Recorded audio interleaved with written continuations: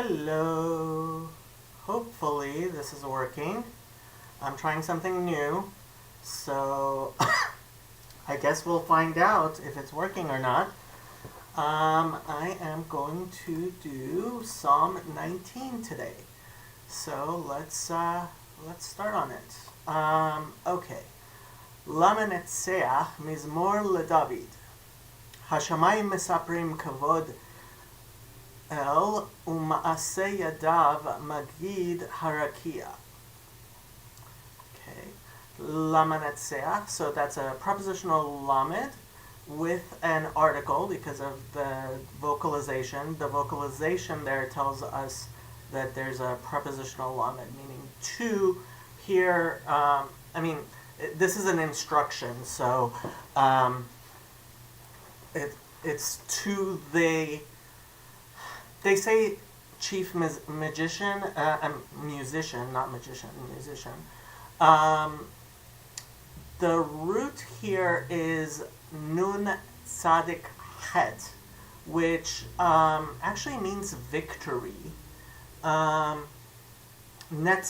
can also mean eternity, but here it's very clearly talking about either somebody who plays on a musical instrument that was called a netzach, or somebody who, well, it's in the PL form, participle, right? PL is kind of like medaber, so medaber is a more intensive, and this is in the present tense. So the person who does netzach, right? So the manetzeach. So that's usually translated as the chief musician. I think everybody's going to do it that way. That's that. Mizmor, which is one of the ways we refer to psalms. The root here is zayin mem resh. I believe it's Mizmor is always written with a Milui Vav and Chaser Yod, if you're keeping track of those. But as Zemer, Zain Mem Resh is, it can be song. It can also mean to sow, as in wheat and stuff. Let's see what it says here. A mizmor, it's saying, is a melody from zamar, and the root zamar, to make music, only to make music. I'm surprised. Hum, murmur. Pretty sure it's also a. Well, they're not showing it, but I'm pretty sure it also. Can refer to some sort of agricultural activity. Let's see if they have a different zamar here. No, not zaman. Let's see. 21. Here's it. There we go. 2168 is also zamar. And it's to trim or to prune. Haha, see? I know some things. So that's one of the other things that can mean a zemer, a primitive root. Right. Okay. But a mizmor is a song. Usually the name Psalms in Hebrew is actually Tehillim, as you'll see when we get to the Chabad website. So a mizmor or is a song. Also the word song can be shira. Hebrew has more than one way of saying music. So this is a mizmor. Let David, again, just like before, this is the prepositional lamed, to, and it's so this is one of the ones that is ascribed to David, a Psalm of David. Okay, and this is where most Christian translations actually start after the instruction. Hashamayim mesaprim. So There's the hey there, which is the article. Shamayim, meaning heavens. It's always in the plural. Mesaprim, and this is again in the same PL in the intensive form. Verbs usually either come in the simple or the PL intensive. Mesaprim. So this root samech pei resh can actually in the simple form usually it means to count. It's a sefer is a book. Mesaprim, declare, say, right? I think declare is a little bit strong for how mesaprim is used in the Hebrew, but this is the participle masculine plural. So because heavens is masculine plural, this is also in the masculine plural in the but it is in the present tense. Kevod kel. So this is in the construct form. The root is chaf bet dalid, which I usually translate as like gravitas. It means to be heavy. It can also mean glory. They're translating it. It can mean honor. When Moses is talking to God and he's saying that he stutters, he says that he's kaved peh. Or sometimes we talk about somebody having a hard heart, can also be this. The ananei kavod are the clouds of glory that show up in during the Exodus. So that's kaved. It actually is also the liver. So this is in the construct form with one of the names of God. This is not the preposition aleph lamed, which is a preposition meaning to or on, but here it is one of the names of God, and it is this is usually considered a name of strength. So glory of God, right? This is a construct. In Hebrew, when you have two or more nouns together in a construct, they are trying to signify some special mixture, some novel idea. U ma'aseh yadav. So conjunctive of means and. Ma'aseh is actually the handiwork, but so ma'aseh, the root of ma'aseh is ayin sin hey, which means to do or to make, and that's where they get the work. But this is again in the construct form. Ma'aseh is work, and yadav is of his hands. His hands, but so the work of his hands. It's in a construct together. Yadav, his hands. Yad means hand. Yadav. Actually, is this? It's female. Yadav. Yado would be his hand. Yadav is actually his hands in plural. So the work of his hands, God's hands are referred to in the plural there, I'm pretty sure. Magid, so this is the hefil, it's the causative form of Haggadah. I believe the root is Gimel Dalet Hey.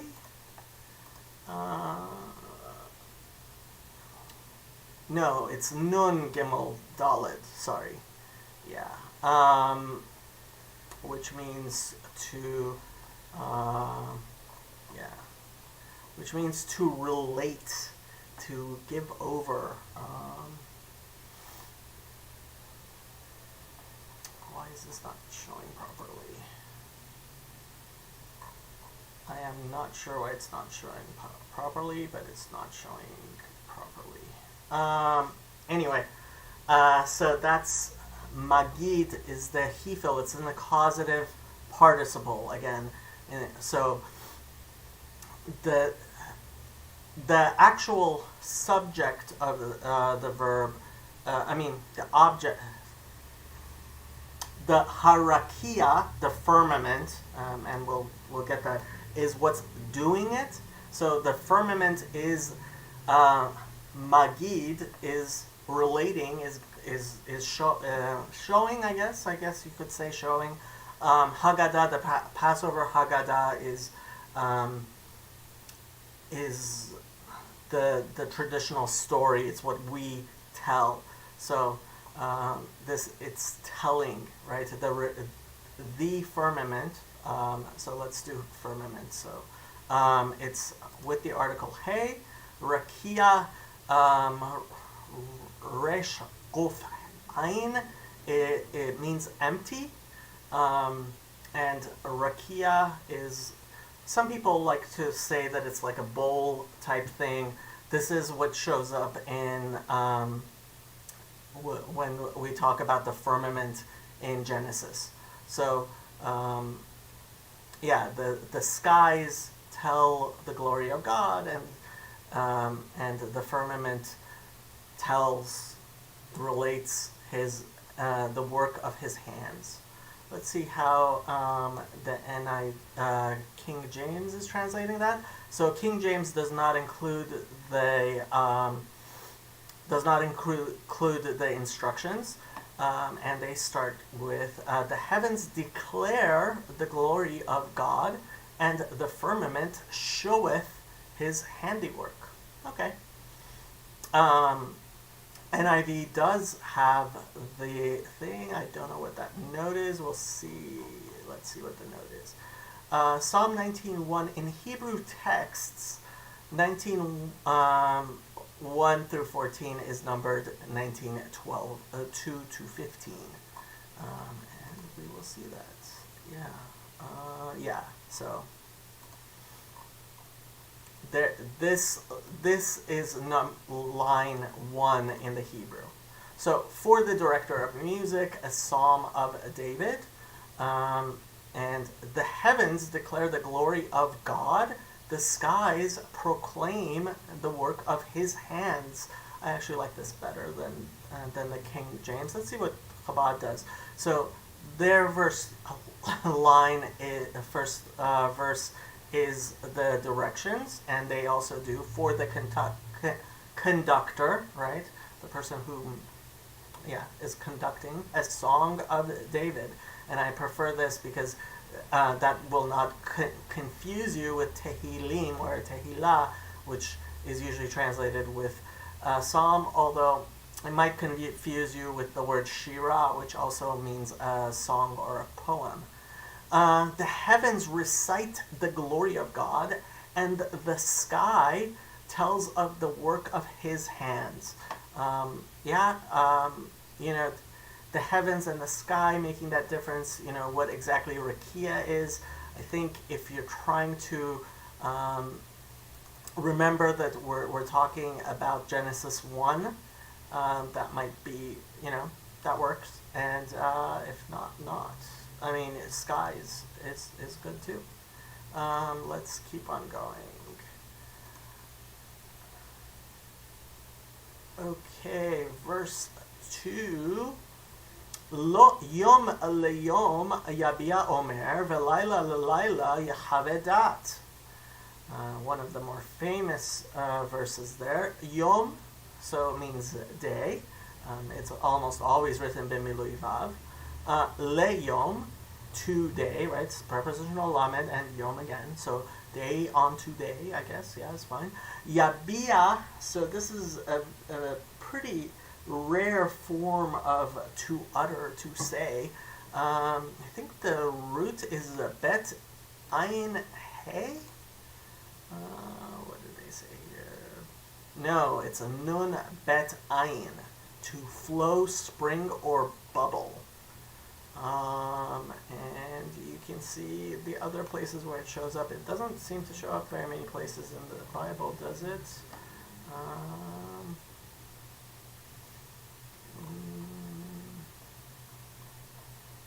I'm just getting used to this new setup on my computer. You'll notice I have the video going now so that people can see me if they want to. Just thought it would make it a little bit more personal. We'll see if people like that or not. Okay, so yeah, Yabia. I can't see how many times it shows up. Oh, there we go. Shows up 11 times and in various forms. You can look it up. But this is in the Hifil, it's in the causative, imperfect, Yabia. Yeah, imperfect, sorry.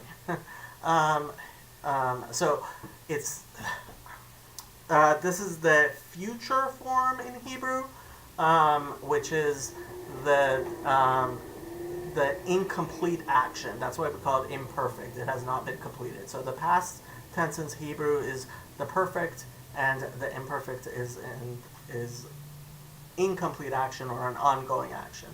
So Yabia. And this is a kind of special way of saying Yabia Omer. Kind of, it's causative. Utters speech. Yeah, this is kind of strange. I'm not sure how I would translate this, because I'm not sure how I would translate this. Yabia Omer. Omer is speech, right? It's Aleph Mem Resh, written bechisaron, which is not strange. I kind of would have expected the vav there, but the root Aleph Mem Resh shows up a lot. It means to say. So causes. I'm wondering how they'll translate this. I mean, I've said this psalm many times, but I've never tried to translate it before.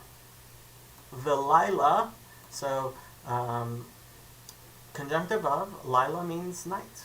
L'laila, so prepositional lamed, to night, right? Laila l'laila, so we had yom le'yom, and we had laila l'laila, right? You see the kind of correspondence there. Yehaveh da'at. So,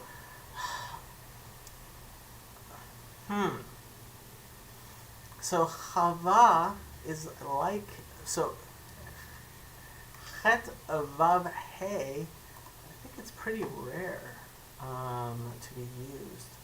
To declare, I'm not sure I really like that.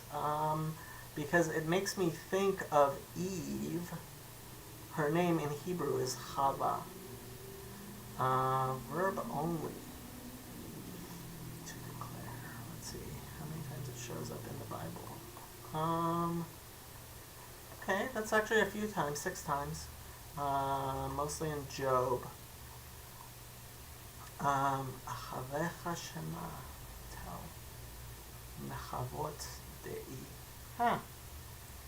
I would have translated it as to give life to, but I guess it's specifically with speech.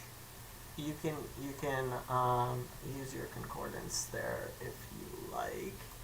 Let's go back. Yehaveh, it's in the imperfect PL. I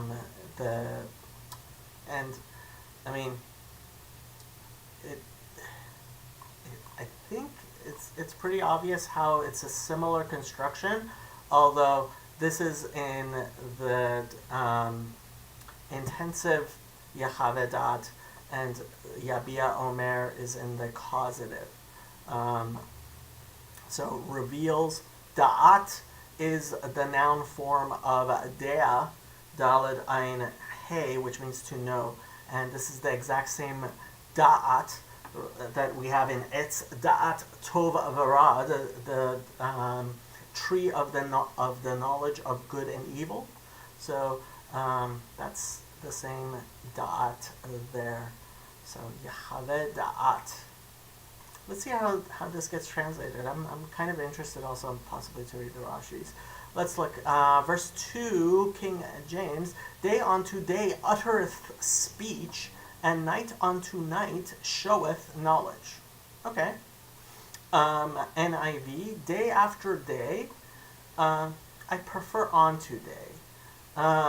They pour forth speech. I'm not sure I like the they there. Night after night, they reveal knowledge. So, no. So they're kind of translating it as if it's the heavens, I guess. The heavens and the skies, and I don't think that's really how it's meant. Let's see what Chabad does with this. The heavens recite, day to day utters speech, and night to night tells knowledge. Yeah. So, Rashi. I'm not sure you want to do the Rashis. He quotes Menachem as far as Yabia and Yahweh, an expression of telling. Yeah, Rashi's not explaining much there. Yeah, I prefer the concept that the day is speaking to the day and the night to the night. I do not agree with the translation in the NIV there.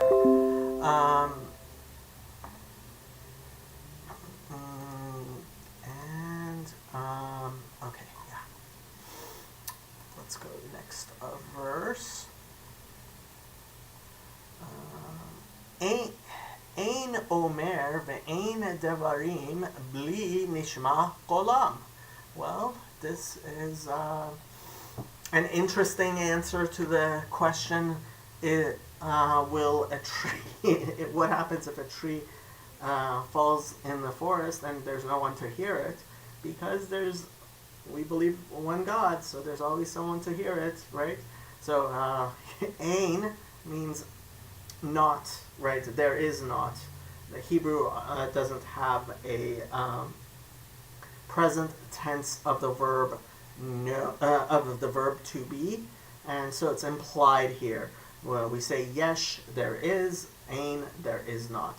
Yesh ma'ayin, right? Ex nihilo in Hebrews is said yesh ma'ayin, something from nothing, and ein is nothing or no. Omer, again, it's exact same word we had, speech, right? Ein omer, ve'ein devarim. So, conjunctive vav, ein again. Devarim here is being used in a kind of strange way. Devarim usually means things, but here it's implying, especially because it's being it's kind of balancing against the omer. Ein devarim, so there are not things, but is how you would usually say ein devarim. But in this context, it does make sense to kind of translate it as language, because it is kind of being contrasted with omer, right? So those are the two ways we talk about speaking generally in Hebrew. Shows up all the time. Bli, they're translating as not. Bli is usually without, right? Bli, it's a very common word. Nishma, so the root here is shin mem ayin, which means to hear, but this is in the nif'al. It's in the passive. So bli nishma, that there is none to hear, right? That is not heard. That is not heard. Kolam. Kol is oftentimes not written with the vav. Here it is written with the vav. Kolam means their voice, right? So there's always God to hear. That's basically what it's saying. Li nishma kolam, without their voice being heard, is probably how I would translate that. Let's see what King James does with verse 3. There is no speech nor language where their voice is not heard. Yeah. NIV, they have no speech, they use no words, no sound is heard from them. No. No, no, no, no, no, no, no, no, no. Oh my God. No. No. I mean, that's not how I have ever translated this. Wow. There's neither, oh, there's neither speech nor words. Their voice is not heard. Well, that is Chabad's way. This is not how I have ever heard this verse translated.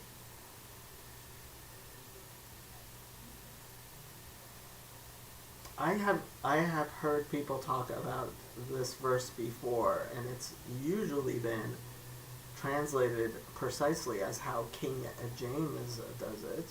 There is no speech nor a language where their voice is not heard, but that's not how Chabad's doing it. That's honestly not how I would do it. Ein omer ve'ein devarim bli nishma kolam. I suppose, I mean, the question is, are you putting that,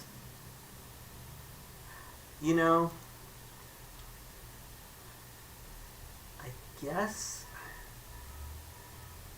I don't know the cantillation marks. That's the problem here.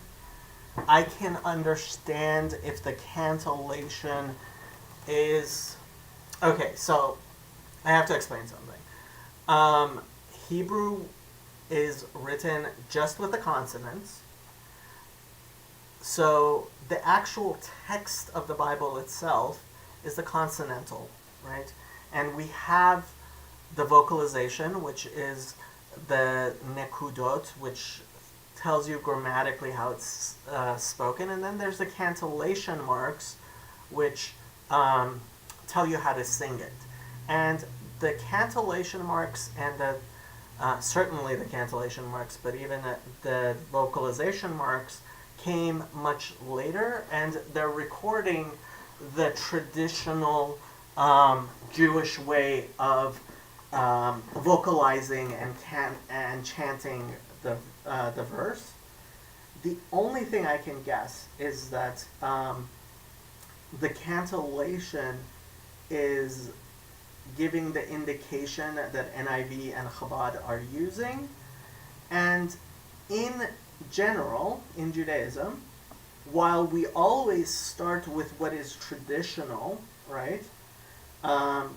If the consonants can be vocalized differently, or if the words can be chanted differently, it is considered acceptable to also use that other use those other understandings, as long as they do not contradict the rest, the simple meaning of the traditional meaning, right? What is considered the pshat, right? So as long as any additional meaning you're trying to read into it does not contradict the simple meaning, that's considered completely fair game in Judaism. And I've heard so many things, and I guess, I'm assuming that the cantillation is implying that there's no people who are hearing these things, and it is a more mystical interpretation that I've heard, which actually goes along with the King James, which says, well, there is always God who hears as well. So those are not two contradictory ways of translating it.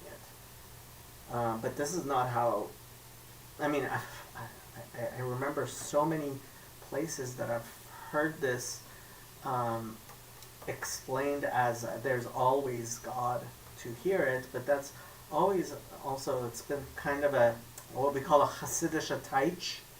Taich is Yiddish for a translation, and Hasidische Taich is, when it's kind of sometimes refers to the more mystical or even whimsical reinterpretation of a verse. So, do with it as thou wilt. Let's keep on going. Bechol haaretz yatsa kav'am ubekitze tevel milehem lashemesh sam ohel bahem. Okay. Bechol, right? So prepositional bet, chol meaning all. And if you're wondering why this is a segol underneath there, that is because this is the construct form, and that is what's called a kamatz katan, which still reads like a cholam haser, but it is a kamatz katan, and that's because this is in the construct form with eretz, eretz meaning land, haaretz meaning the land, and in any construct, the article will, the article as it applies to the construct will be on the last, on the last noun in the construct. So, through all the land is a fine way of translating this. Yatsa, right? This is the kal perfect. So the root, I think the root is yud sadi aleph. Why did that open that? Oh, that's why. Hack. Okay. I am just getting used to this new. No, not Aretz. Yes. There we go. Okay.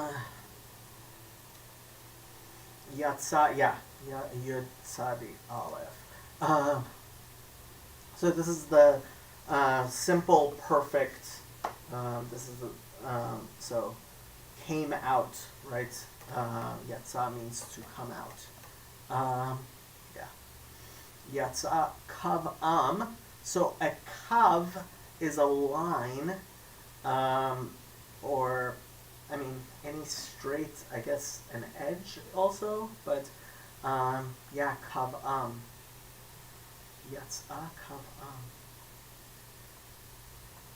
I'm not even sure what that means exactly. Huh. I guess it's talking about the horizon? I have said this psalm so many times and I've never tried to translate it, so it is what it is. Uvikitse, so conjunctive of, prepositional bet, a kitse is a corner. They're saying ends, right? Yeah.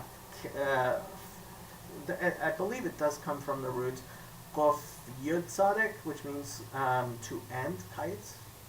Ketz is, yeah, it's a, ketz is end. So, uvikitse, and in the ends, I mean, it's in the singular, but, and to the end, yeah. It is in the construct form with tevel, and tevel, I believe, actually refers to flatness. I want to say like a tableau might be same root. Really, I'm sorry, I'm getting used to this, and I'm not. Let's see, Tavel. World from Yaval. Yevula is to.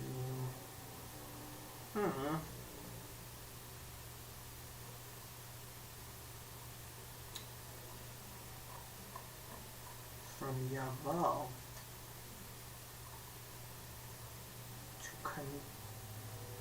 to bear along.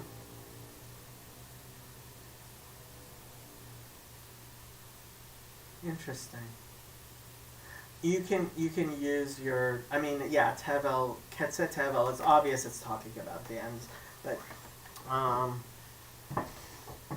guess world is fine. Yeah, it's obvious that's what it means. I would look at my concordance if you want to understand Tevel better. It does show up. How many times does it show up?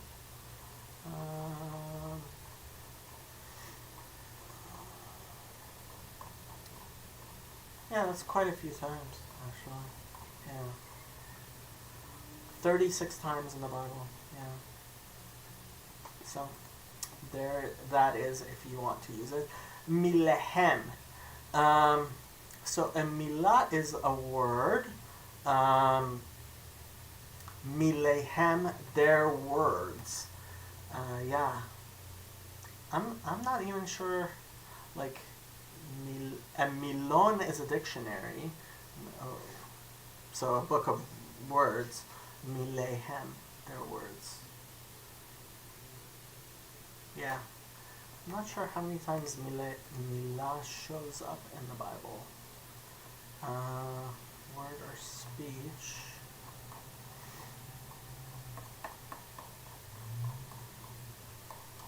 It shows up 38 times. I mean, obviously not as much as Omer, and so I mean, it's being musical and it's trying to say the same thing in many different ways. So I guess this is a good place to learn your synonyms, I guess. La Shemesh. So this is a prepositional lamed with the article based on the vocalizations. Shemesh means sun. Shin mem shin. La Shemesh Sam Ohel Bahem. So for the sun, some, so they're inferring the he there. It's not there. Lasum sin vav mem means to put, and sam is the perfect of that. So set or put, right? Ohel is like the tabernacle. I would actually use tent here, not necessarily tabernacle. And Ohel, I think, often has a vav there, but often also does not. It's bechisaron there. Bahem. So prepositional bet, hem, in them, right? So, Lashemesh sam ohel bahem. I would actually say that he made them into a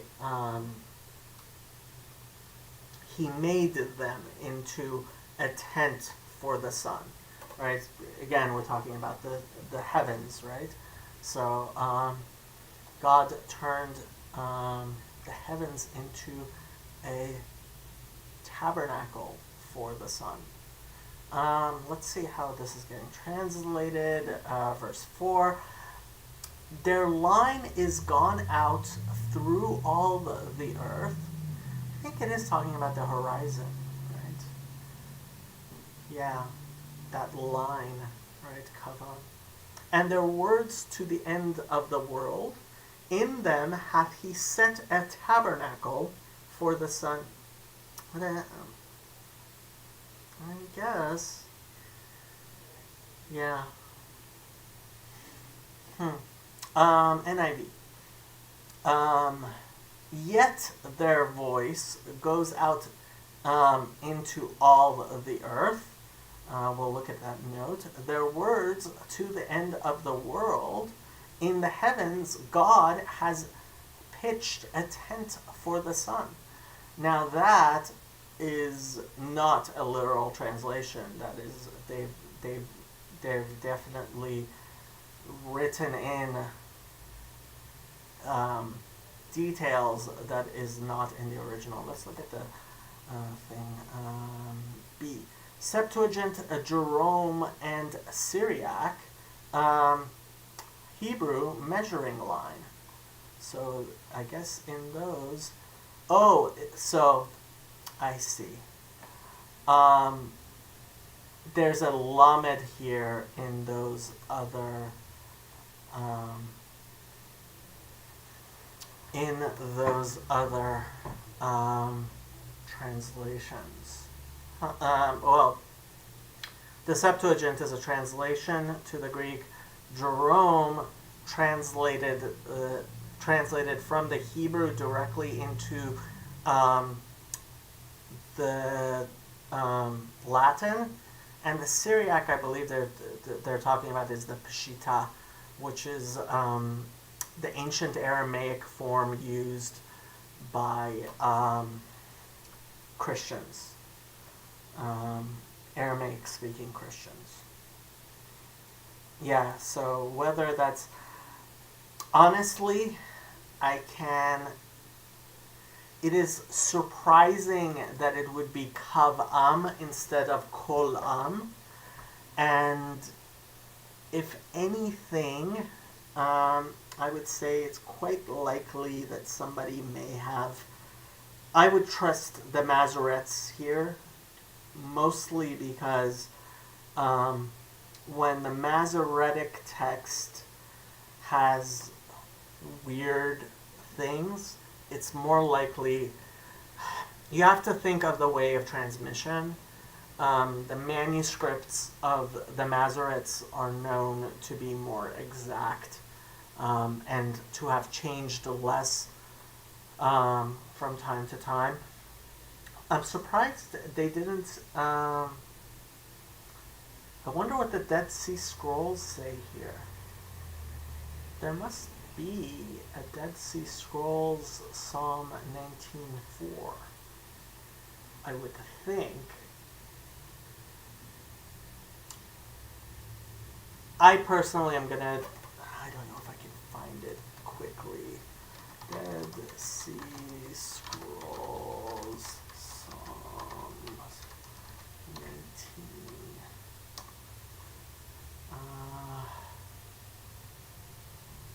No. Okay. Voice. Yeah, so apparently the Dead Sea Scrolls also has their voice.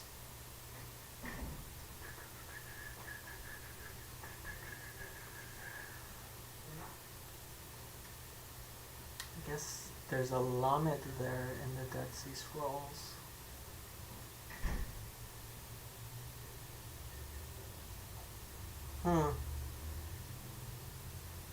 What's that note? See.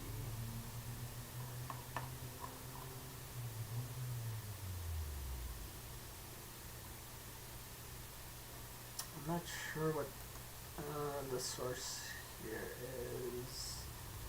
The Great Psalm Scroll.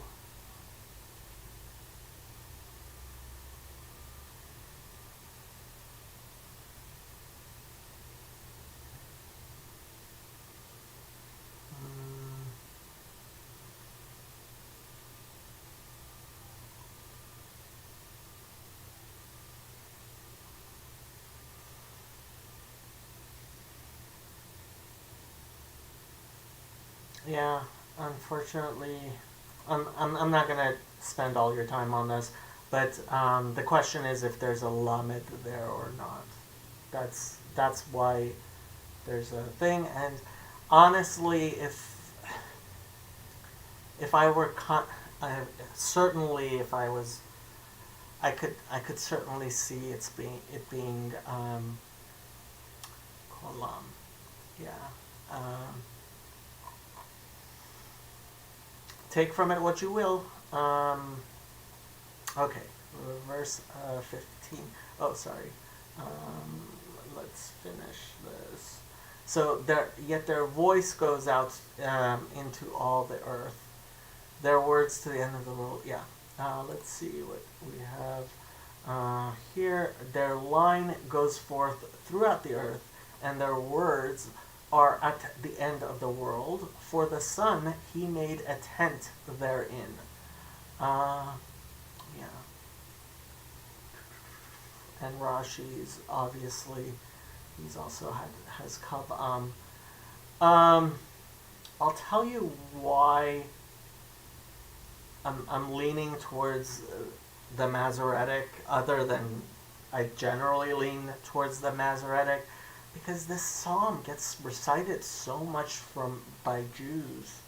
I mean, I've said it myself so many times. Can't imagine that changing, because honestly, when you recite psalms, little things like this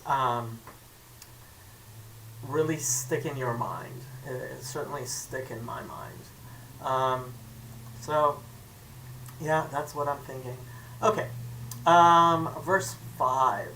Vehu kechatan yotze mechupato yasis kigibor larutz orach.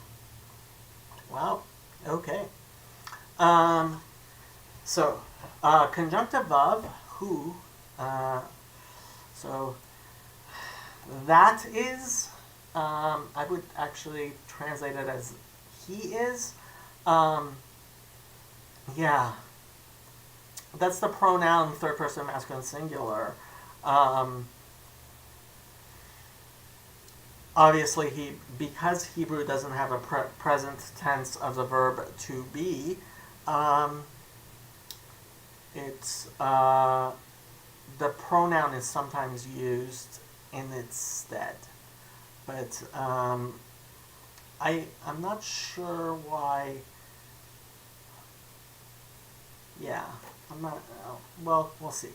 Ket hatan. So prepositional chaf, right? Like.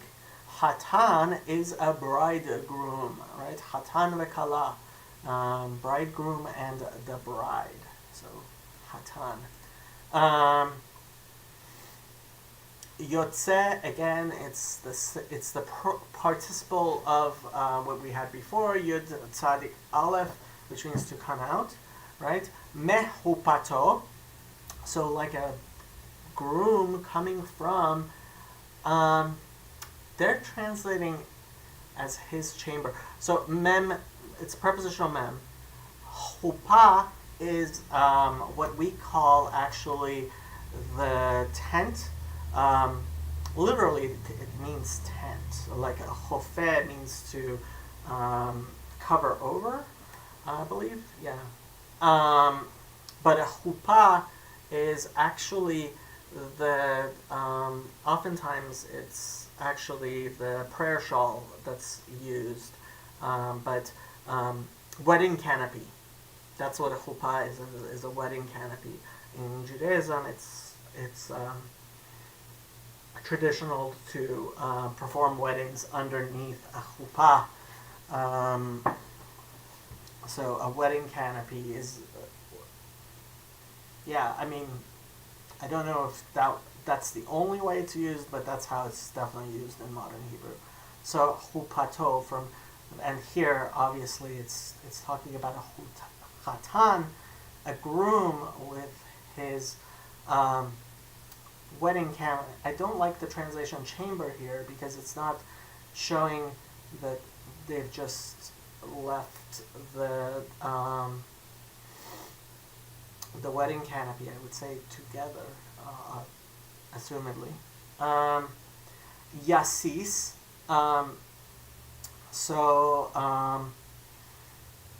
The root here, I guess, is sin, vav sin, which means to sason is sason l'simcha. It's rejoicing, yeah, happiness, right? Yasis. This is in the imperfect. Call imperfect. He will rejoice. It's an imperfect. I'm not sure why the translation is exactly like that. So he will rejoice like a bridegroom coming from his wedding canopy is usually how I would translate that. Ke gibor, so prepositional chaf again. Gibor is a champion or strong man. It comes from Gimel Bet Resh is strength.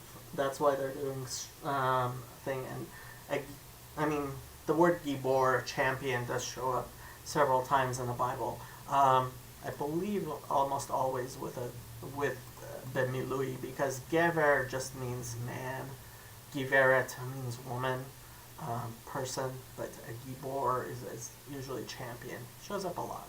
Larutz, so prepositional lamed, and then the infinitive of resh vav tzaddik, which means to run, right? Orach. They're translating that as a race. Orach means a way or a length. I guess like a champion who runs a race. I'm not sure race. I mean, an orach is a path. I would translate it usually. Oops, sorry. Again, I am getting used to this new setup. I just set up, yeah, a way or a path. I guess they're translating that as a racing path. Maybe? Okay, let's see what King James does with verse 5. Which is as a bridegroom coming out of his chamber, and rejoiceth as a strong man to run a race. I don't like this. No. Let's see what how they do it. It is like a bridegroom coming out of his chamber, like a champion rejoicing to run his course. I don't like this either. It is? What's the it?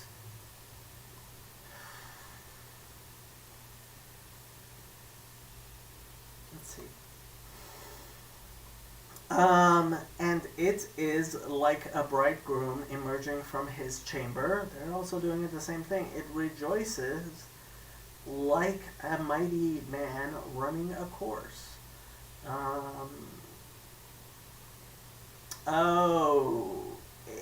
Okay. I see. See, Rashi helps. So he's saying is going on the sun. Right? So you have that tent there, right? Yeah, that makes sense. This is why I love Rashi. So God made the heavens like a tent for the sun, and the sun is like a bridegroom coming out of his chamber, his, I guess, wedding canopy, I still prefer, and rejoices, and he is like a champion running his course. Yeah. Okay. That now I understand what they mean.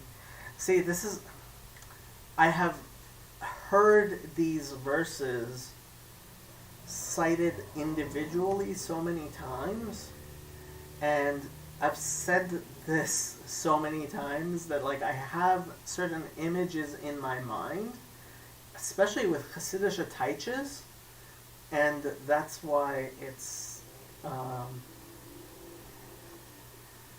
this is a great exercise for me, actually translating and looking at the English translations, because honestly I never look at I only look at the English translations if the words are not clear, and sometimes when they are clear because you have a picture in your mind from years and years and years of reciting the psalm, That's yeah, that's funny. Okay. Let me just I just want to check. Okay. I hope this is working, but we'll see. Okay. I just want to check something. Yeah. Okay. Sorry, this is my first time using this setup. Okay, let's keep on going. מקצה השמיים מוצאו ותקפתו על קצותם ואין נסתר מחמתו. Okay. So we had kitse before, so this is the prepositional mem from kitse hashamayim.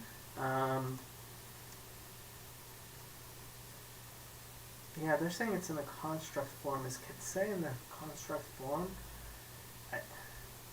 Hays usually turn into tufts in the construct form, but I'm not sure this is in the construct form.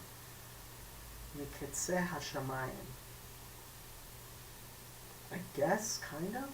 Yeah. I mean, we are talking. I mean, the corner of the sky, right? We're talking about the sun going across, right? Mikitze hashamayim motza'o. Motza, yeah, it's rising.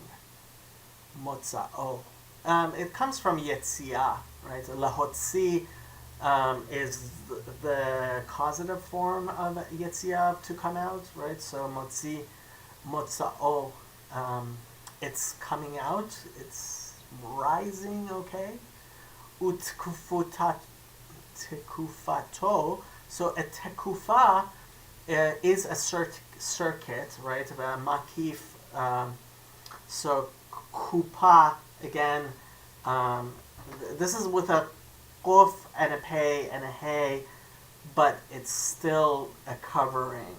And it sounds like chupa, right? It's with a quf, but it's reminiscent of the same. Right? Tekufa is a circuit. It's also what we refer to as seasons, right? So we'll when we talk about seasons in Hebrew, we call them tekufa. It's circuit, it's season, utekufato, right? It's season, right? So it's prepositional vav. Tekufa means a circuit or season. Tekufato is its season. So again, we're talking about the sun here. Al ketzotam. So this is the preposition with the ayin, not aleph. Ketzot. This is related to kitzeh, but this is kitzva, which is a different way of saying a corner. Yeah. Is it using? Yeah, so this is root 7097, and this is 7098. They come from the same thing, but they are, I mean, I agree with them that a kitzva is slightly different from a kitzeh, but yeah. Two different ways of saying ends with the same root. Yeah. Ve'ein nistar, so al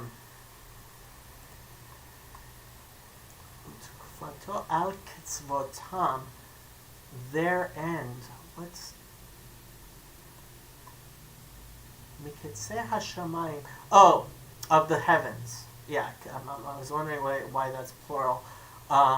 It's going on heavens, right? Yeah, and that's why it's the masculine plural. Yeah. Ve'ein nistar. So conjunctive of ein means there is not, like we had before. Nistar. The root here is samech taf resh, which means to hide, right, or a secret. Nistar is something that is hidden, right? It's in the nif'al, right? So nothing is hidden mehamato. So it's heat, I guess. Prepositional mem, hama is actually one of the ways we refer to the sun. Ham means heat, right? Hama is the hot thing, but refers to the sun. Hamato can also mean anger. So, yeah, but from its heat, passion. I guess you might translate that. Let's see how they translate it.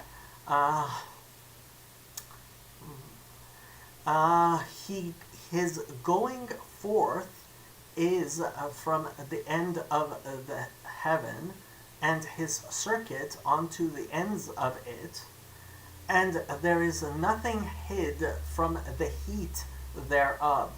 Yeah. And honestly, because of the way kitzeh and kitzvah, right, is used, that also kind of makes me want to go back and say kav, line, makes sense there. But I can certainly understand voice. So, oh, sorry. Let's read the NIV. It rises at one end of the heavens and makes its circuit to the other. I would want to say others because it's kind of, yeah, kitzvotam. Yeah, that's in the plural. Nothing is deprived of its warmth. I'm not sure I prefer hid to deprived. Let's see what Chabad does with this. From the end of the heavens is its source, and its circuit is to their ends. Yeah. And none is hidden from its heat.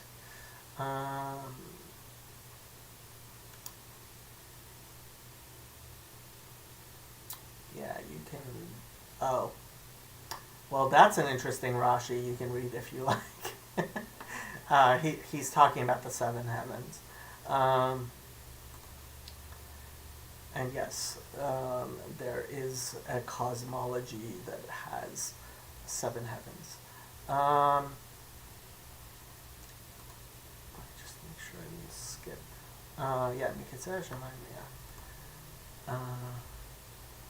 Torat Hashem Tamima Meshivat Nafesh Edut Havaya Ne'mana Mahkimat Peti.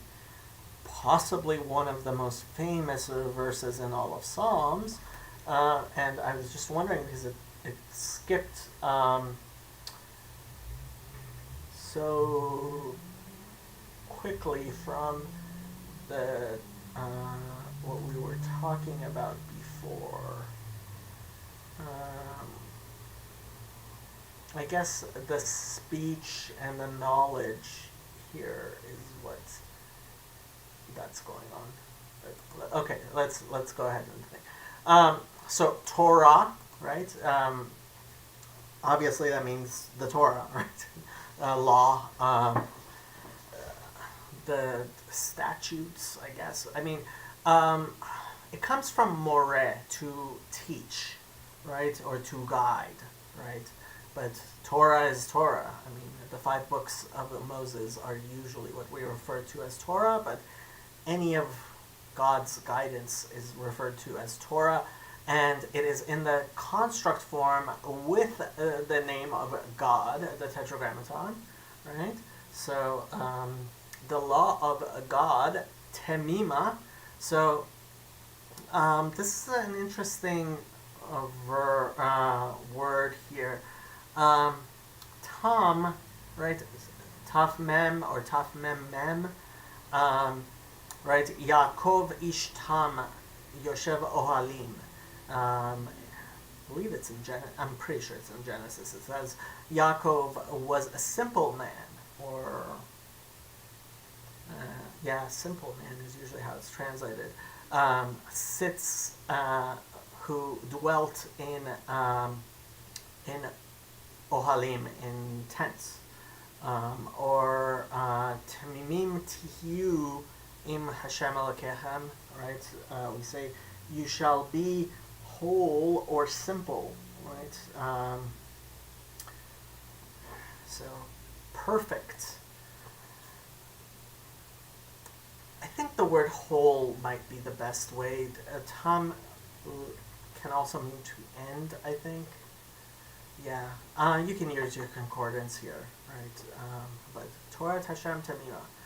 There are many, many synagogues named Torah Tamima, or yeshivas.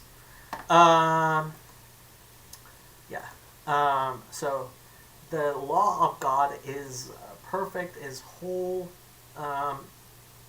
Meshivat nafesh. So this is in the feminine.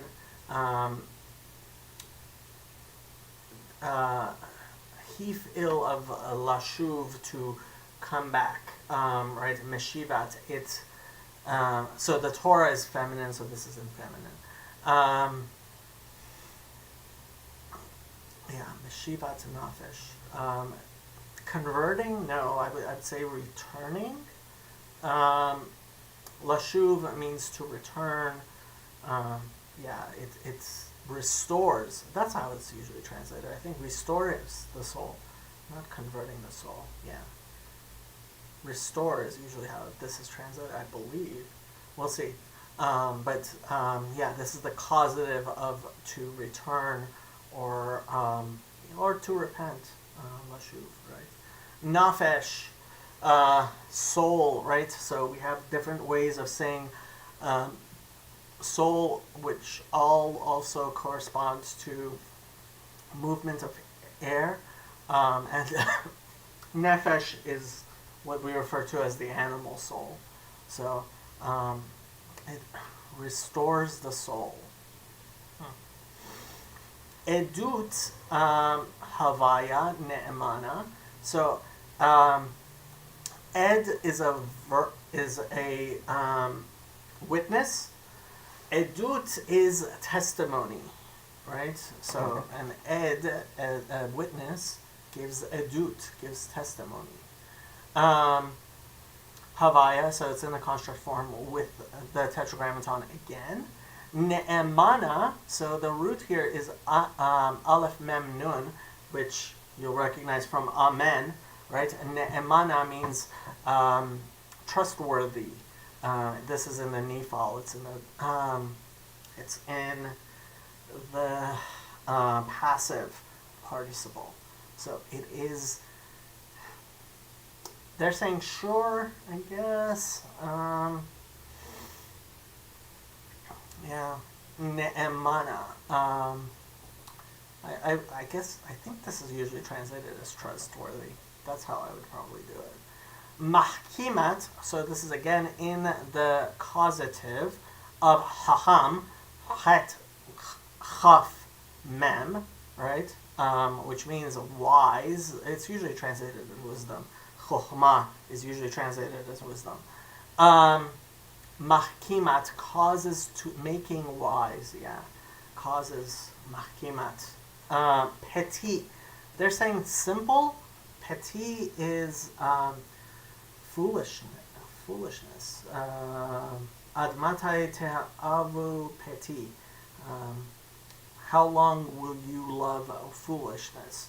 And Shomer Petayim Hashem. God takes care of the simple, or it definitely has a bad connotation, petit, because there is that verse. How long will you love being petit? You can look on your concordance there, but that's petit there. Let's see how this is getting translated. 7. The law of the Lord is perfect. That's how they're translating Tamima. Converting the soul. Meshivat nafesh. The testimony of the Lord is sure, making wise the simple. Not a huge fan. NIV. The law of the Lord is perfect. Okay, I like that better, I think. Well, no, they also said perfect. Refreshing the soul, yeah. The statutes of the Lord, statutes, edut as statutes, that's a first. Statutes is usually, the word that's usually translated as statute is usually chok, are trustworthy, making wise the simple. Okay, let's see what Chabad does with this. The law of the Lord is perfect, restoring the soul. The testimony of the Lord is faithful, making the simple one wise. And I'm not going to do all the Rashis because we will be here forever. Okay, verse 8. Pikudei Havaya Yesharim Mesamche Lev Mitzvat Havaya Bara Meirat Enaim. Okay, so Pikudei is in the Smichut, it's in the construct form. Pikud, so Pe Kof Daled is, it's a something that's entrusted to someone else, right? So if you ask somebody to take care of something, you're mafkid, you entrust them with something. They're translating this as statutes, right? I guess maybe not sure what the correct word here is for pikudei. That which God has entrusted us with, that's, a pikadon. Your tafkid is the special role that God has given you in this life to do, right? So I'm not sure I like the word statutes. Again, this is in this, and it's in the plural, masculine plural. And it's in a construct with the name of God, the Tetragrammaton again. Yashar means straight. Right is okay here. Yasharim. I guess, the opposite of crooked, straight, right? Is so Yasharim. Yeah. Yashar. Are right, are true, right, I guess is the good word, Mesamhe Alev. So,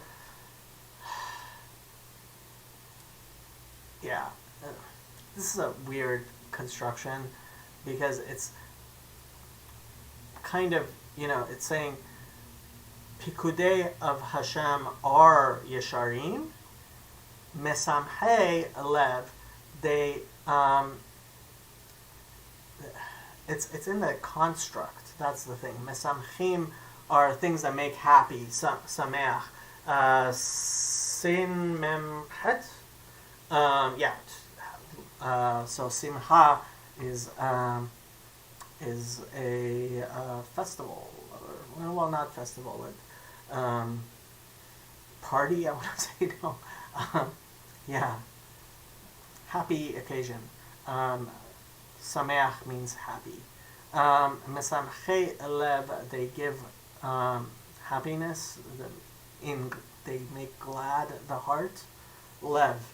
And actually, we were just talking on the Discord. There's two ways of saying heart in Hebrew.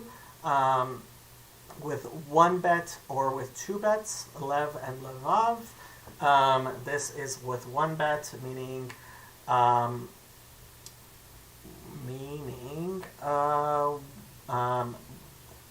so we say when it only talks about lev, which is more whole and more pure, usually is how that is the contrast that's usually made between lev and levav.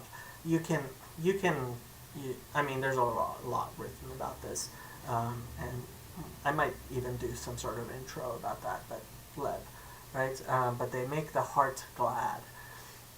Mitzvat, and I'm kind of surprised that this isn't mitzvot, um, but mitzvat havaya bara.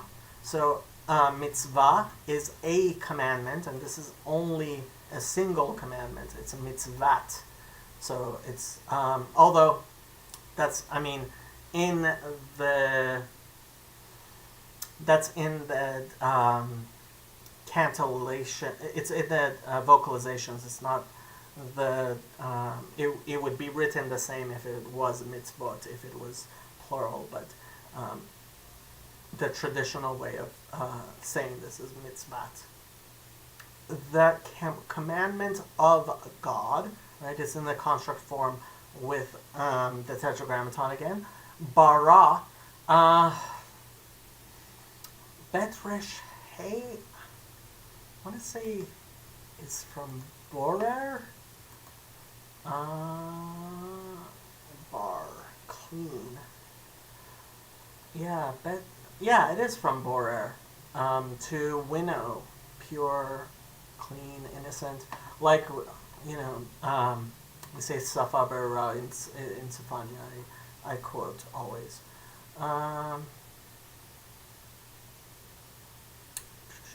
Yeah, pure, clean.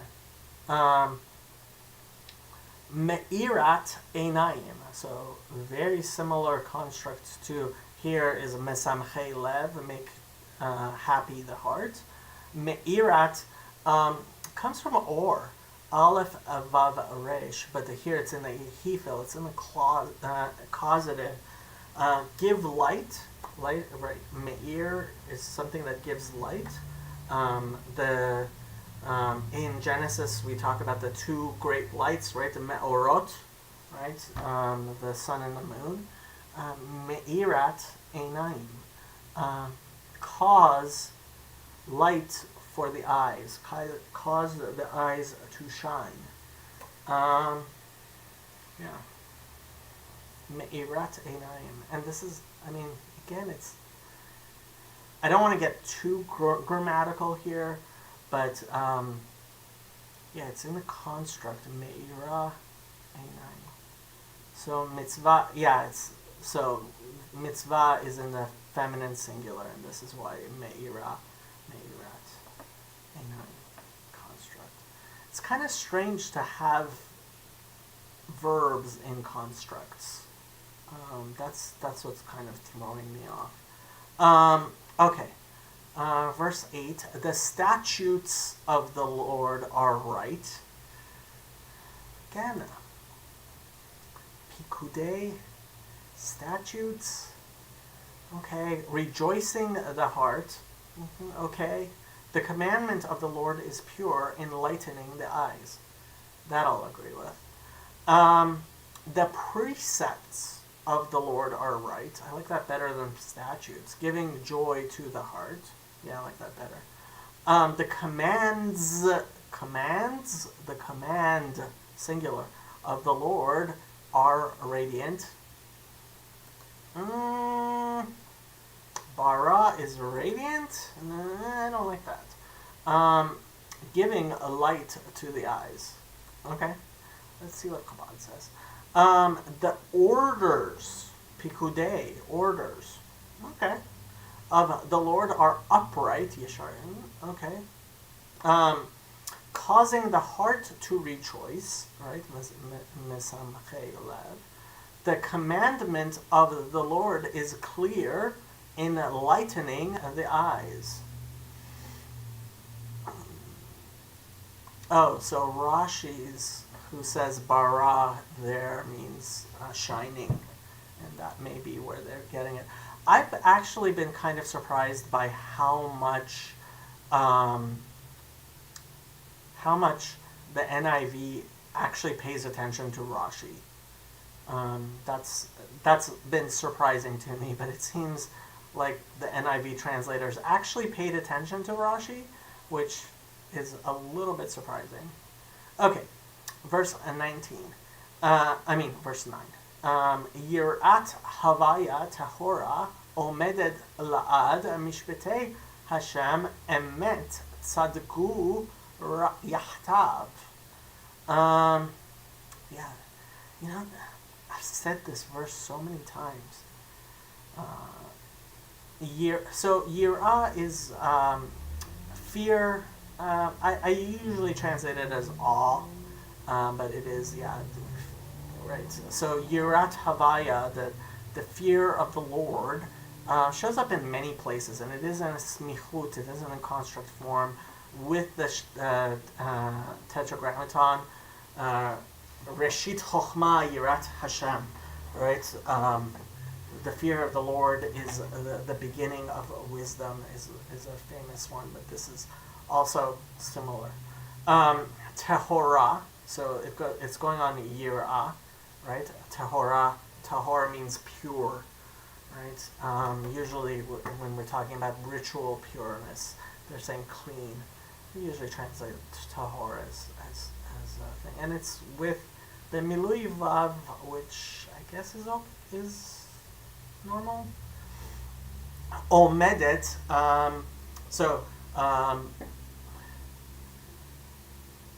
Ayin Mem Daled is to stand, right? The Amidah is that with, I believe the Amidah is spelled with, I forget if it's with Aleph or Ayin. That's the one, yeah. That's the, I always get Aleph, hold on, let's look at the constructor because so Aleph Mem Daled is to estimate, right? So that's La'amud. Yeah. So Amidah is to stand. Yeah. Ma'amid. Yeah. Yeah. I always get I get these two confused because they sound the same. Obviously, they're not spelled the same. Yeah. So with ayin, it's to stand. With aleph, it is to estimate. Yeah. I think a pillar is an amud with an aleph. Not sure. But this is to stand. But they're saying enduring. I mean, I would actually translate it stands, right? Omedet la'ad, forever. So prepositional lamed. Ad means onto, but la'ad is forever. This shows up a lot in the Bible. La'ad. Yes. So enduring forever, standing forever. Yeah. Yeah. Mishpatei, so this comes from the root shin pei tet, which is to judge, right? And a mishpat is a judgment. So mishpatei are the judgments of Tetragrammaton. Emet meaning truth.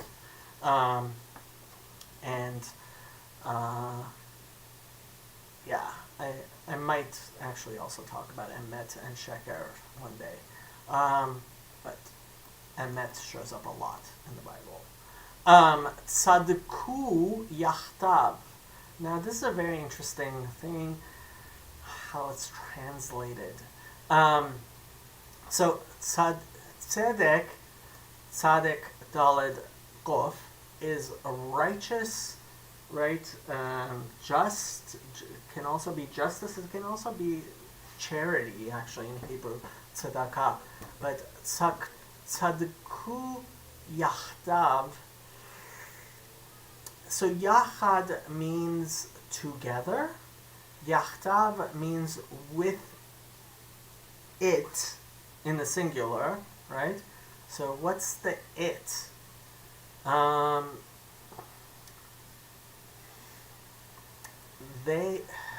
I guess with the it's, well, no, it can't be truth. We'll have to see what Rashi says. But to tzadku yachtav, and righteous altogether. So tzadku is in the third person collective plural, common plural, sorry, masculine plural. So mishpatei, right, tzadku, right, his judgments make right or are right. Yachdav, I want to say with God. Let's see what how this is getting translated. We're on verse 9. The fear of the Lord is clean, enduring forever. The judgments of the Lord are true and righteous altogether. NIV. The fear of the Lord is pure, okay, enduring forever. The decrees, I prefer judgments here, of the Lord are firm. Emet is, they're translating emet as firm? That's interesting.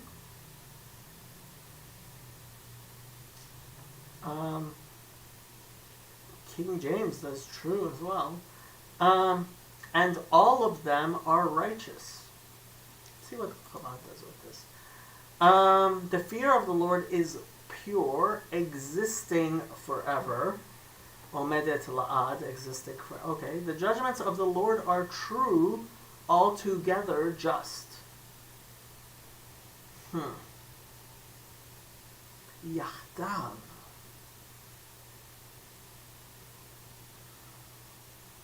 Altogether, Yachdav. Might be kind of poetic, I guess. And Rashi doesn't say anything. Yeah. It's kind of hard with poetry. You gotta, I mean, there's also the question of if this is, just rhyming and, right? Yachdav, Yechavedat, right?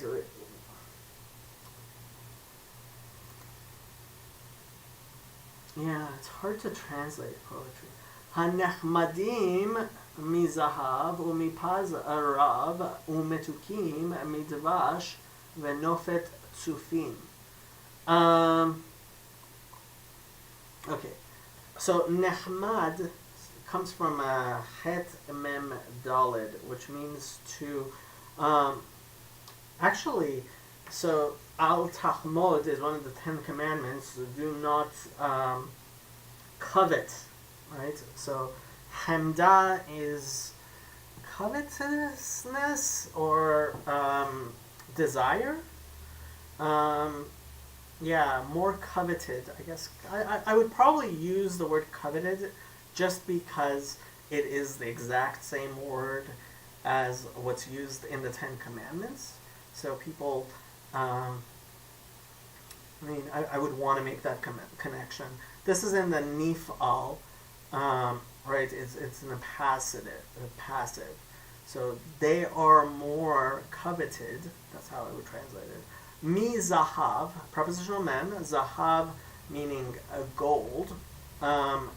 Umipaz, so conjunctive of, prepositional mem, paz is fine gold. Yeah. It's gold and gold. So, yeah. I guess paz is finer gold. A rav, a lot of, yeah, right? Much, yeah. Umetukim, so conjunctive of, matok means sweet. Metukim is sweeter, yeah. And they are sweet. Midvash, more sweet. The more is kind of, I guess, implied there. Midvash, so prepositional mem. Devash is honey, although not always bee honey. It can also refer to date date honey. Venofet tsufim. So I know what nofet tsufim means because I always looked it up because I could never really figure out the pieces of these two words. So nofet is flowing honey from the oh. Okay, nofet tsufim does not show up that many times. 5 times in the Bible. And it's always talking about honey, I guess. Yeah. And I guess a tsuf is a honeycomb? Tsuf. Comb. Honey, usually. Only shows up twice. Tsuf dvash. Yeah. Let's see what it says from tsuf. To flow or overflow. Let's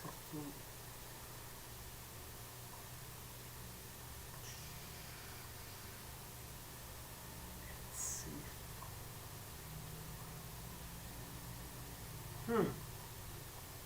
Okay.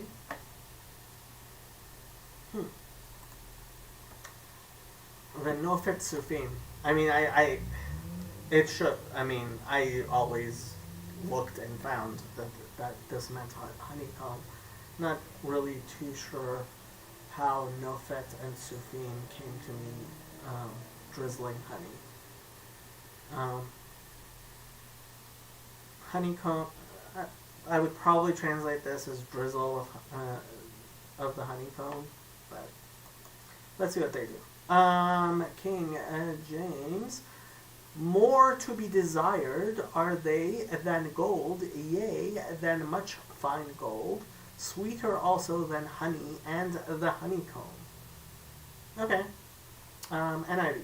They are more precious than gold, than much pure gold. They are sweeter than honey from the honeycomb. Yeah, I like that better. Let's see what Chabad says.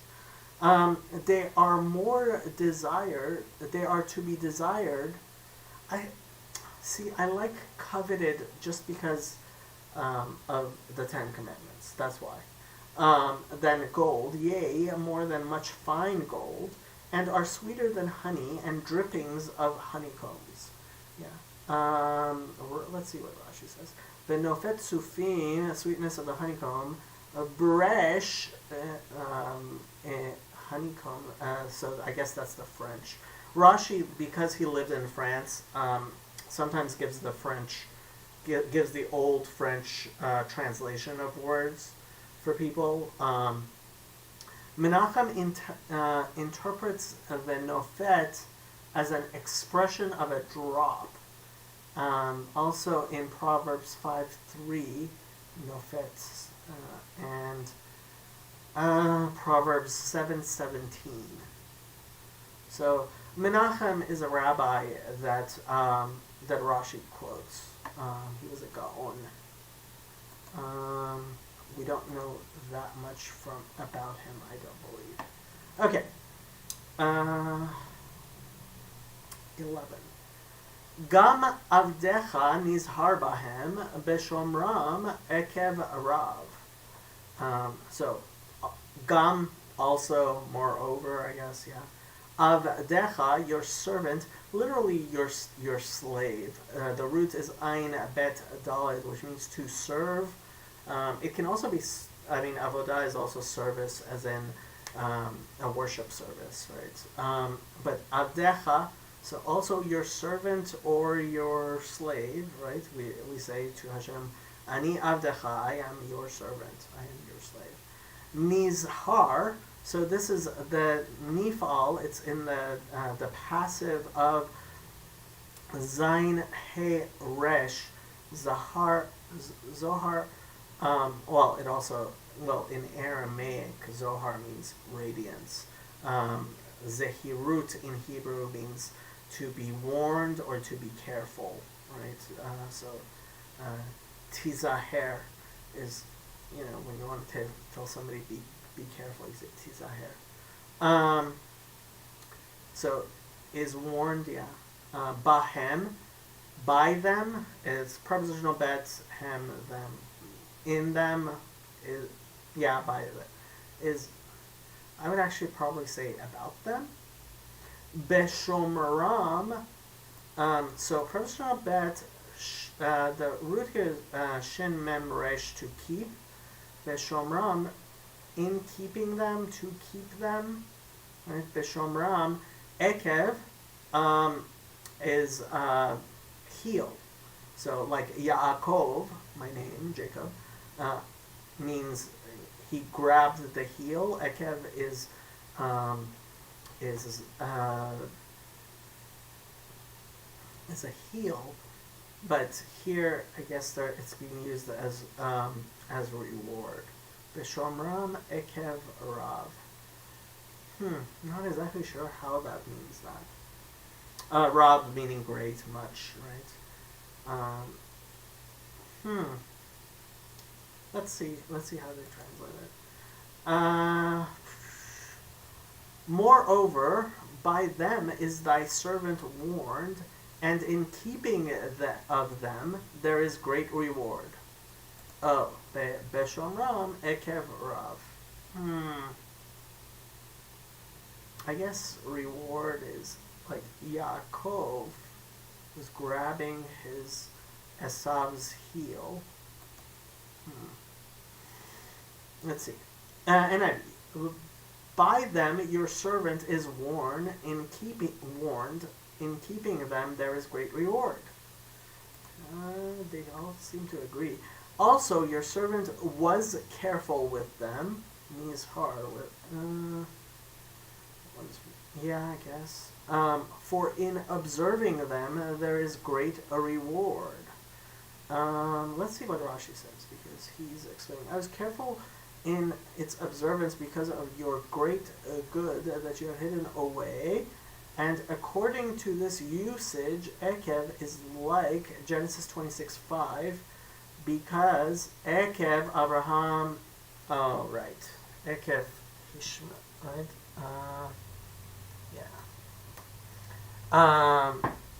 Another explanation of Ekev Rav, the end of the Torah scholars is that they will come to greatness. Ekev is an expression of an end, right? And there is a similar expression in the language of the Mishnah, be'akavut, right? At the end, right? Akavut. Yeah. So, for in observing them there is great reward, or there is the great end. Yeah, the great end, maybe. That actually makes a lot more sense to me. Okay. Shegiot mi yavin ministarot nakeni. Another one of the most famous verses in the Bible. But shigayon, so shageh, like you must have heard meshuga in English, comes from the Yiddish meaning crazy. So shigayon is error or madness, right? Insanity. So shin gimel aleph is the root there, but shegiot. So errors or insanity. Mi yavin. Mi is the interrogatory who, right? So who understand? Yavin comes from Havana. Guess it's bet nun hey, and it's in the hefil. It's in the causative. But mevin, to understand, yavin. They're saying it's in the kal. Let's see here. They're saying the root is bet yud nun, to discern. See, I actually think it's from bet nun hey bina, to understand, and it's in the causative. That's my hif'il, hevin, right, in the causative. Havin. Yeah, I want to say it's in the causative, but who understands? I mean, it's clear this is used a lot in the Bible, right? Mi yavin, who understands, right? Who understands insanity or errors or craziness or madness? Mi nistarot. So we had nistarim when we talked about the sun and its heat, right? But so again, samech taf resh is a secret, right? From secret things, nakeni. Nistar is the nifal, meaning the passive of something that's hidden, right? So seter is to hide. Soter is, well, soter also means to pull apart. But ministarot nakeni, from hidden things. So naki means I guess it's nun of hey, lenakot, right? Means to clean, cleanse, right? Nakeni. So this ministarot nakeni is actually quoted a lot by people who kind of want to stay away from too many mystical things. That's actually why this is quoted so much. Ministarot nakeni. So God, keep me from those secret things, from the mystical things, from the things that I do not, I cannot perceive. Right? Shegiot miyavin ministarot nakeni. Let's see how this gets translated. Who can understand his errors? Not. Cleanse thou me from secret faults. They're reading that's faults in there. Let's see what NIV does with it. But who can discern his own errors? Forgive my hidden faults. No, I'm not happy with that one.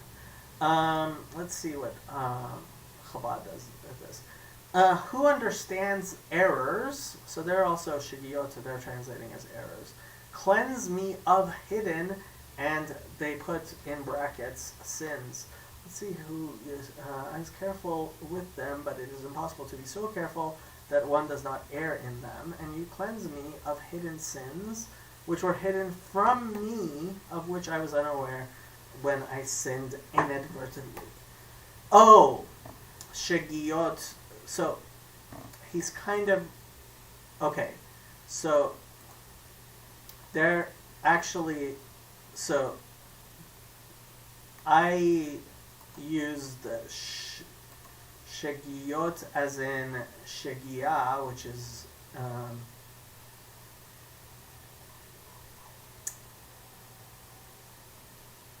yeah. So I did not. I was thinking like meshugana, but it seems that they're relating it more to shogeg, which is an inadvertent sin. So yeah, shagag is a okay. So that's why. I was thinking shigayon, but they're thinking shogeg, which are related, I would say. But that's why they're all doing errors, and I was thinking madness. Although there's that aleph there. Shigayon. Yeah. I was thinking madness. Okay. But I understand shogeg, right? This is why I love the Rashis, which I try not to read. Oh, and okay, so yeah, if you're talking about Zaydim, then shogeg is inadvertent sins, whereas Zaydim um, are Zidayon is purposeful sins. Okay, so gam mizedim chashoch abdecha al yimshalu bi az etam veniketi mi pesha rav. Yeah, so well, yeah, once we're talking about Zaydim, then I guess the previous one, it makes even more sense that it would be Shogeg, right? So Gam, again, also with, right, Zedim, Zedim are intentional sins, right? So from prepositional mem from Zedim. Chashoch, so the root here is Het Shin Chaf, which means dark. Chashoch means kind of to, well, this is an imperative. So keep back, I understand that's how they would translate it. It's like, yeah, I mean, the root is dark, right? So keep away, I guess. I don't know. Up to you. Chashoch avdecha, again, your servant, your slave. Al means not, right? All the 10 Commandments are owls, right? Don't. Al yimshalu bi. So the root is memshin lamed, which means to rule, right? Moshel is a ruler. Yimshalu, right? So it's in the imperfect third person masculine plural, right? And by Cain, if you remember in Genesis, it says "V'timshol bo," you will rule over it. If you improve, you will rule over sin, which is crouching at the door. Al yimshalu bi, they should not have dominion over me. They should not rule over me. Be meaning, I mean, it's the prepositional bet with the first person common singular, upon me, right, in me. As, then, right, therefore, right, etam,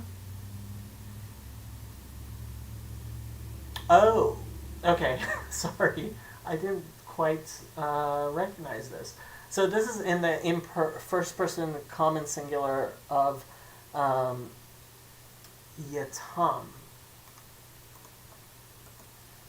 I guess they're saying the root is Yud.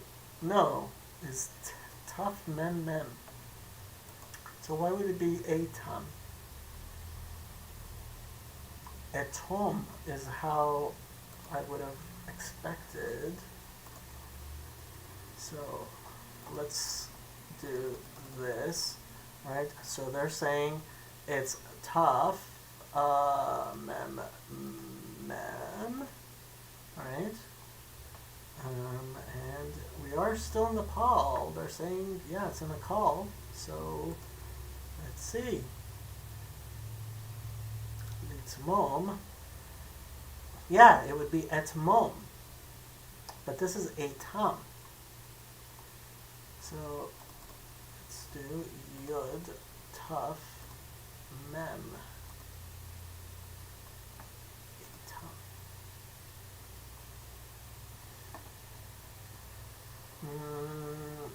Atom.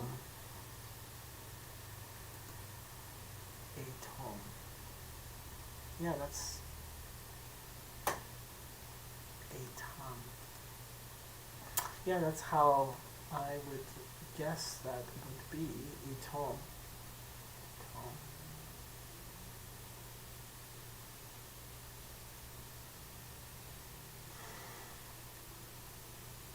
Yeah, yatam means to become an orphan. That's that's what it seems to me, and that's what the constructor kind of implies. I'm wondering if maybe if it was like an ayin and a taf and a mem, maybe?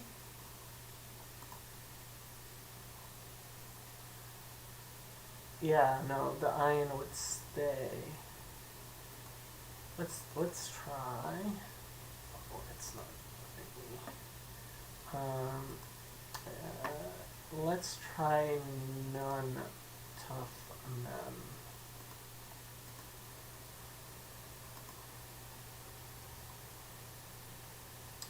And tom. No, it seems like it should be maybe hey nun. Okay, this is the last one I'm trying. Hey tough mem. And then we're moving on. Tom. Yeah. I'm gonna have to say it's that yud there, a tom.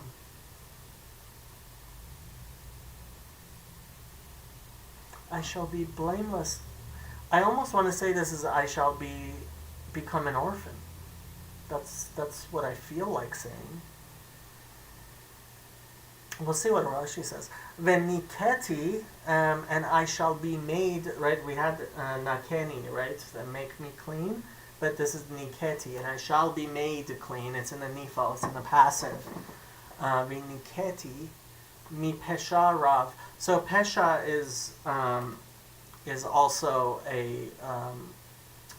are intentional sins, right? Pesha is actually like, there are many different ways of referring to sin in Hebrew, and pesha is considered one of the worst, right, from many great sins. Yeah.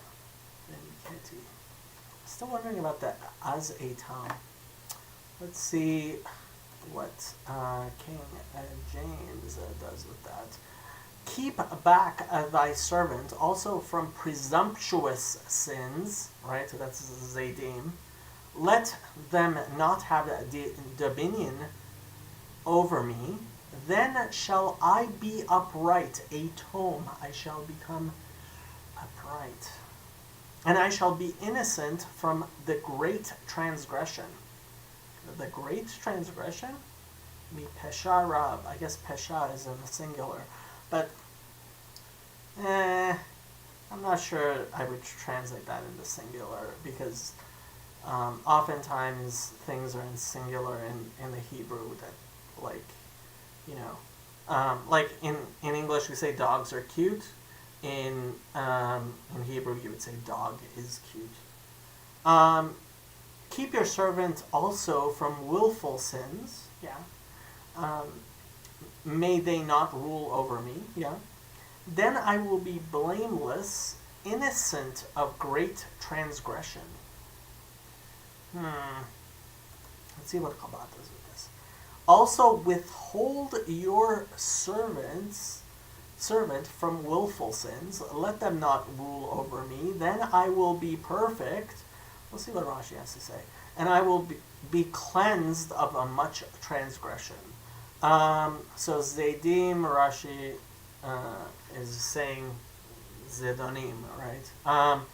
Etam, Hebrew Etam, will be perfect. The sages said in the Midrash, Psalm 1917,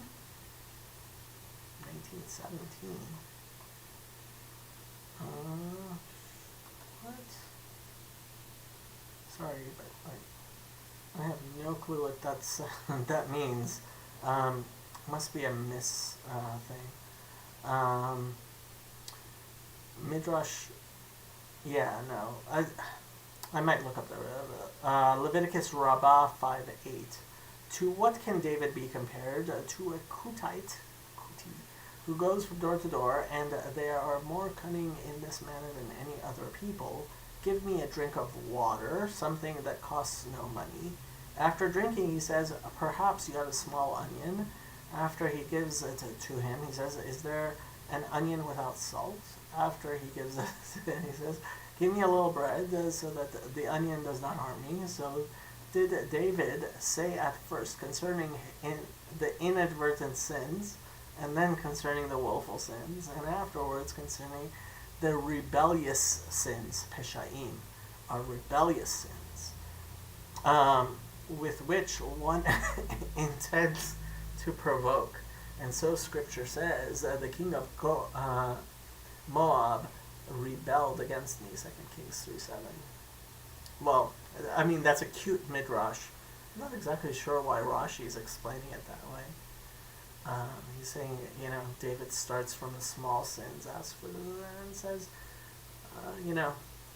but that still doesn't explain a tome to me. I might have to look up the Radak. The Radak is really good about this stuff sometimes. Okay, last verse.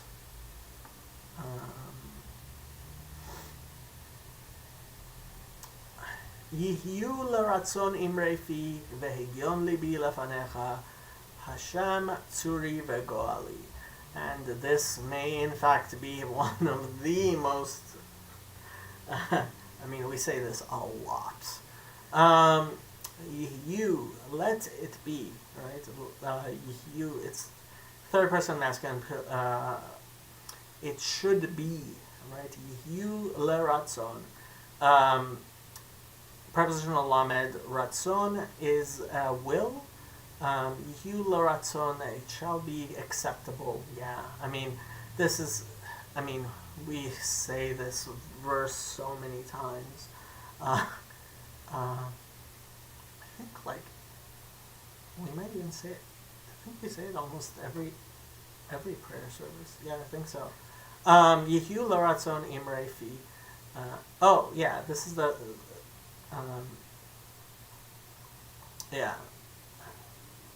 We do say this in every prayer. Sorry, we say this so much.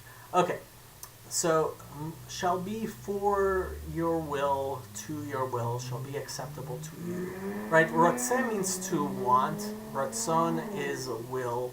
Right? We say Hashem's will. Ratzon. Yihiu leratzon imrei fi. The words of my mouth. Right? The root is aleph mem resh. Right? Omrim, to say. The words imrim, right? Imrei fi. The words of my mouth. Fi, pe is mouth. Fi is my mouth. Vehegion. So, Hegion, hoge, right? Hey, gimel, hey. I guess it's often translated as meditate, concentrate, right? Meditation, that's how it's usually used. Can also mean like to read, I would think. I think. Meditation is how it's often translated. It shows up quite a few times, right? The Hegion Libi, you can look at a concordance if you like. Meditation is how it's often used. Libi, my heart, right? Again, this is a singular bet, so it's lev, which is considered more pure. The meditation of my heart, right? Lefanecha, before you, right? In your sight, before you. Hashem, that's the Tetragrammaton. Tsuri, so tsur means to. Well, tsur is also a stone, but tsuri, my strength? Rock, stone. I guess, I would translate it as my, tsura, tsuri, my strength. I understand, but like, tsur is a stone. So, my stone, my rock, my strength, Ve go'ali. So, conjunctive of, the root is gimel aleph lamed, which means to redeem, right? Geula is the redemption. Um, and it's written bechisaron, which is, I believe, always the case. Goali, my Goel, my redeemer, right? Yeah, we say that verse a lot. Let the words of my mouth and the meditation of my heart be acceptable in thy sight, O Lord, my strength and my redeemer. Can't disagree with that too much. May these words of my mouth, these words, okay, may these words of my mouth and this meditation of my heart be pleasing in your sight.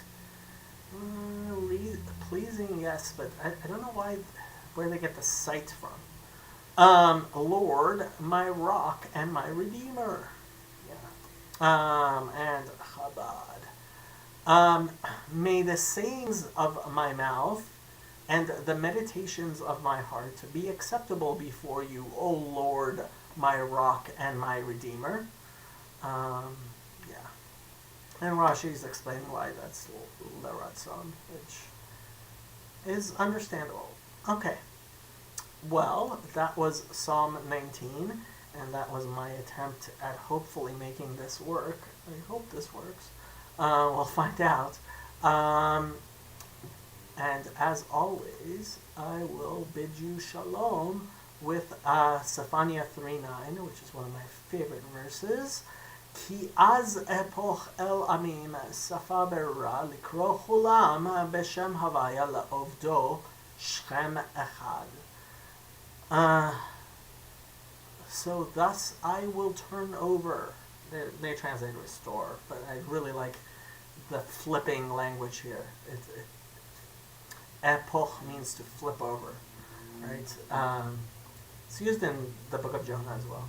El Amim, for the nations. Safa Berra, a winnowed language, a pure language. Likro Hulam, so that they may all call Beshem Havaya, in the name of God. Le'ovedo, to serve him with one accord.